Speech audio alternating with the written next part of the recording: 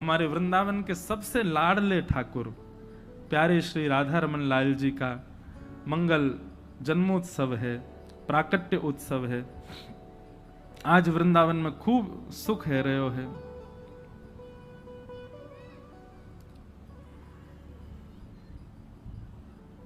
कल नरसिंह चतुर्दशी थी।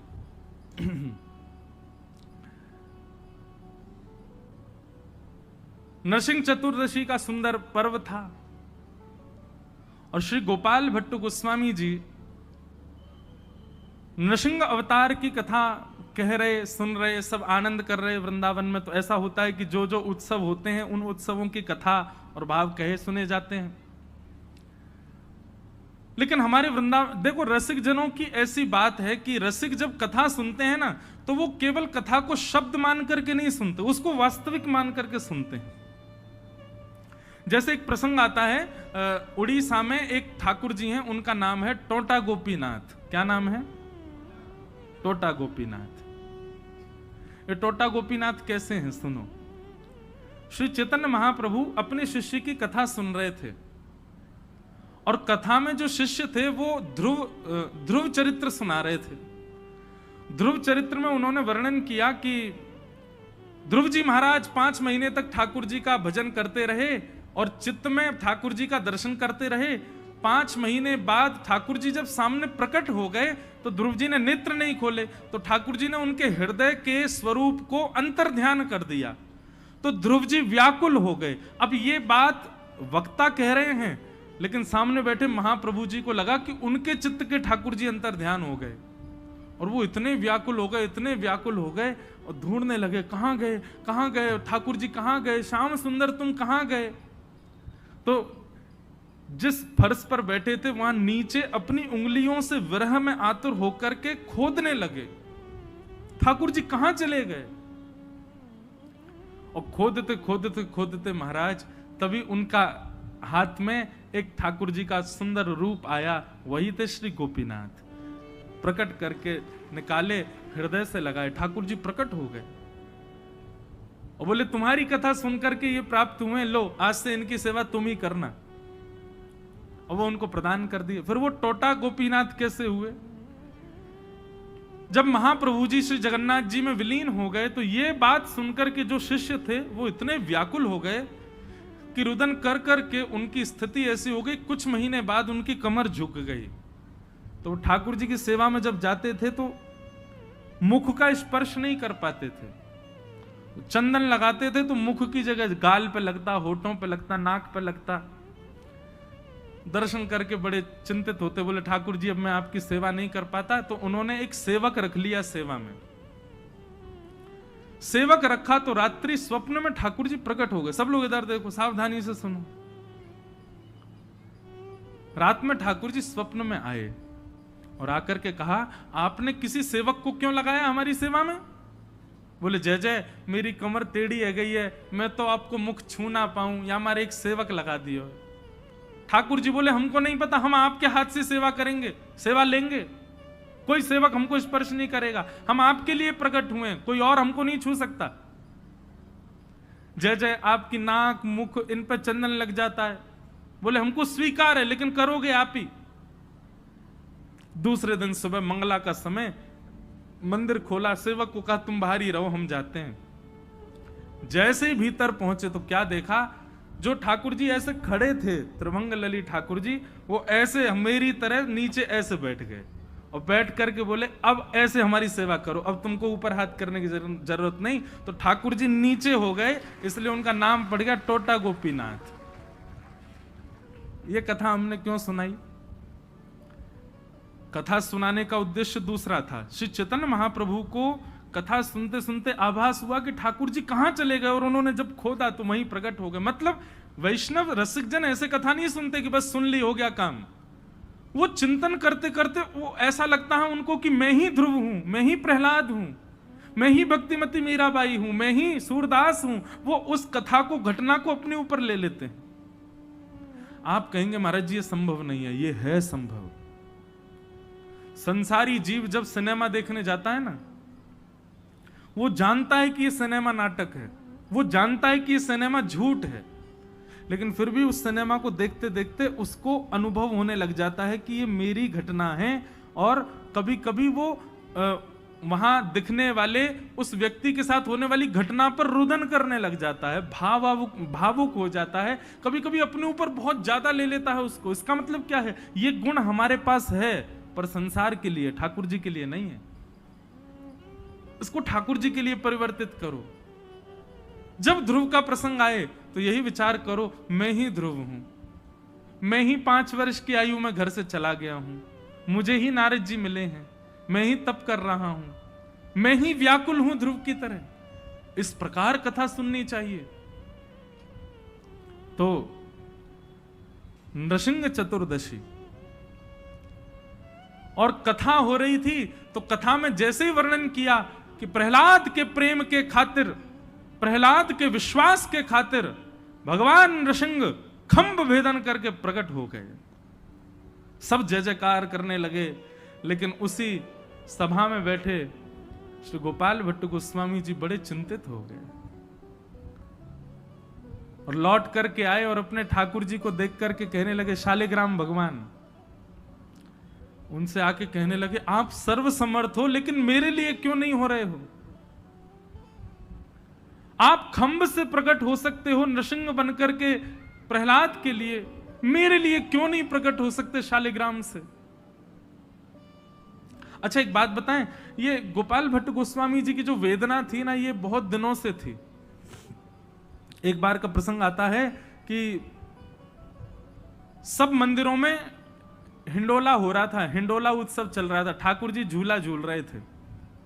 हमारे वृंदावन में सावन के महीने में सारे मंदिरों में झूला पड़ जाते हैं, ठाकुर जी झूला झूलते हैं। अच्छा, सावन में झूला झूलने का कारण क्या है पता है आपको? सावन में हवा नहीं चलती, लेकिन वातावरण में नमी होती है। उस समय हवा नहीं चलती, नमी होती, ठंडक होती, पर हवा नहीं चलती, इस वजह से पसीने बहुत आते हैं।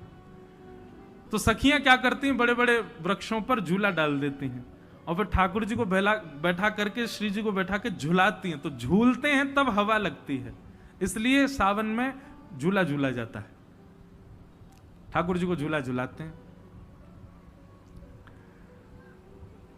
तो सब जगह झूला उत्सव चल रहा था वृंदावन में। तब तक राधा रमण जी प्रकट नहीं हुए थे, शालिग्राम रूप में ही थे। तो बड़े बड़े रसिकजन मंदिरों में जामे और मंदिर के ठाकुर जी को देख करके उनके भाव पर पद गावे।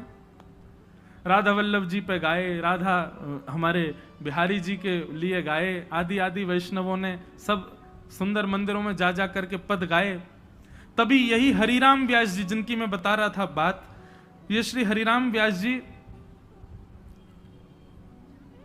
राधा रमण जी मंदिर में आए। तब तक राधा रमण जी प्रकट नहीं हुए थे, शालिग्राम रूप में थे।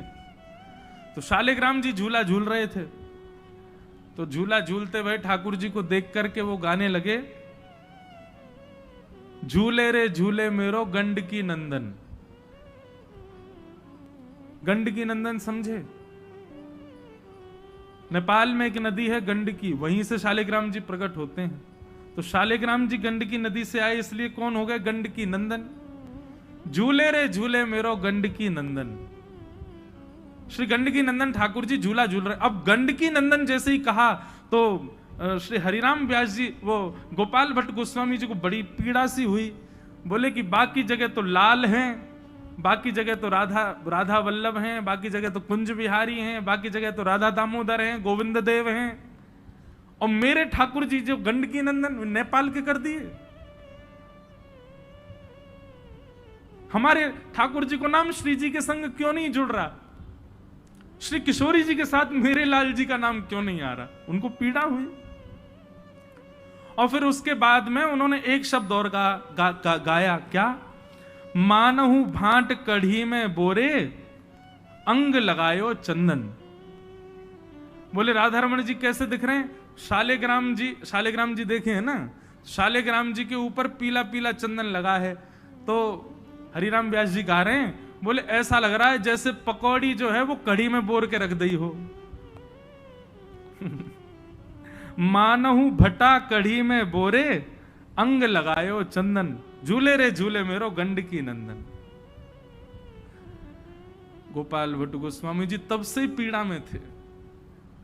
बोले देखो ये कैसे, भले ही हाथ ना पाई नैन नहीं नासा। बोले देखो तो कैसे ठाकुर जी, इनके हाथ भी नहीं है, इनके पाम भी नहीं है, नैन भी नहीं है, नाक भी नहीं है। हाथ ना पाई नैन नहीं नासा, ध्यान करत कछु होत आनंदन। बोले इनको ध्यान कैसे करूं, इनके हाथ पाम नाक कुछ है तो है नहीं। आहा,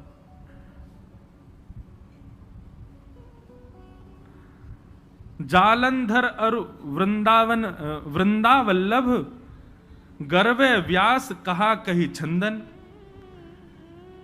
हरिराम व्यास जी बोले अब इनके ऊपर क्या छंद बना करके गाऊं मैं।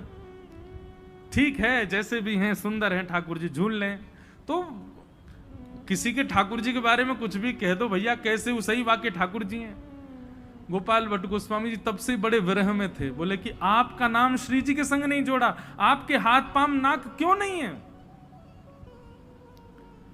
विरह करते करते करते करते और ये नरसिंह चतुर्दशी आई, और जब नरसिंह चतुर्दशी पे कहा कि खम्भ भेदन करके नरसिंह भगवान प्रकट हो गए, तो गोपाल भट्ट गोस्वामी जी लड़ने लगे अपने ठाकुर जी से। बोले आप प्रहलाद के लिए प्रकट हुए हैं खम्भ से, इसका मतलब है आप प्रकट हो सकते हैं, मेरे लिए शालिग्राम से प्रकट नहीं हो सकते।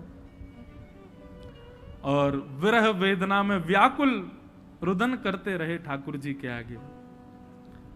और नृसिंह चतुर्दशी पूर्ण हुई और आज का दिन बुद्ध पूर्णिमा प्रकट। सुबह जैसे ही नेत्र खोल करके देखे महाराज, तभी क्या पाया कि सामने सिंहासन पर जहां शालिग्राम जी रखे रहते हैं, वहां जैसे मानो कोई ऊंची वस्तु पर कपड़ा डाल दिया हो, ऐसे कपड़ा पड़ा हुआ है। गोपाल भट्ट गोस्वामी जी बोले जे कहा है वो मेरे ठाकुर जी कहाँ हैं। खूब ढूंढे नहीं मिले। जैसे ही महाराज वो वस्त्र ऊपर उठा करके देखा, त्रिभंग ललित श्री राधा रमण लाल वहां खड़े हुए हैं। बोलो राधा रमण लाल की, श्री गोपाल भट्ट गोस्वामी जी महाराज की। तब भी उनको लगा कि शायद कोई और के ठाकुर जी हैं का। बोले कोई और धर गयो दिखे, इधर उधर देखे, मेरे शालिग्राम जी कहाँ हैं। तभी हाथ जैसे ही ठाकुर जी के पीछे लगाया तो श्री राधा रमण जी की कमर पे ही ठाकुर जी, उनमें से ठाकुर जी प्रकट है गए, श्री राधा रमण लाल। श्री गोपाल भट्ट की हम लोग क्या गाते हैं, श्री गोपाल भट्ट जू की हृदय वेदना प्रगट्यो शालिग्राम। श्री गोपाल भट्ट जू की हृदय वेदना प्रगट्यो शालिग्राम। श्री गोपाल भट्ट जू की हृदय वेदना प्रगट्यो शालिग्राम। श्री गोपाल भट्ट जू की हृदय वेदना प्रगट्यो शालिग्राम। कौन? रूप सुधा को खान हमारो, रूप सुधा को खान हमारो, रूप सुधा को खान हमारो, रूप सुधा को खान हमारो। प्यारो राधा रमण जुलाल वृंदावन, प्यारो वृंदावन, वृंदावन प्यारो वृंदावन। हे श्री वृंदावन मेरो वृंदावन, वृंदावन मेरो वृंदावन। रूप सुधा को खान हमारो, रूप सुधा को खान हमारो। प्यारो राधा रमण जुलाल वृंदावन, प्यारो वृंदावन, ओ वृंदावन प्यारो वृंदावन। हे श्री वृंदावन मेरो वृंदावन, ओ वृंदावन मेरो वृंदावन। श्री राधा रमण लाल की। जोर से बोलो बधाई हो। नेक और जोड़ते बधाई हो, बधाई हो। आप सबन को हमारे प्यारे श्री ठाकुर राधा रमण लाल जी के प्राकट्य की खूब खूब बधाई। ऐसे श्री ठाकुर जी जैसे श्री गोपाल भट्ट जी के हृदय से प्रकट भय, ऐसे ही हमारे भाव से हमारे हृदय के ठाकुर भी कभी प्रकट हों, ऐसी भावना।